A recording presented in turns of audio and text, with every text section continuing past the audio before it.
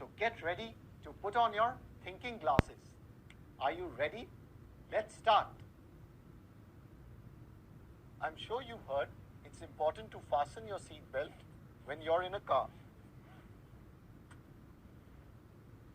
Now let's see which law it's based on. Are you ready? Let's go for a drive. Now if the person driving suddenly has to apply the brakes, did you see what happened? I was thrown forward. If I wasn't wearing my seatbelt, I would have hit the front seat in front of me. Or if I was driving, I would have hit the windscreen. So which law of motion applies to this situation? What do you think? The correct answer is Newton's first law of motion. This law deals with the inertia of rest and inertia of motion. Now let's see which type of inertia applies here. When the car is moving, since I'm sitting in the car, I'm also in motion. Now when the brakes are applied, the car comes to a stop. But I'm in motion due to my inertia of motion. So I get thrown forward due to the inertia of motion. So it's Newton's first law of motion that talks about inertia, which applies to this situation.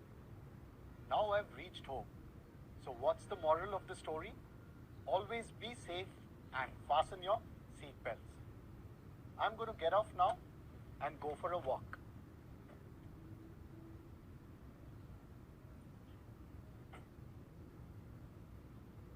Now let's look at a simple example such as walking.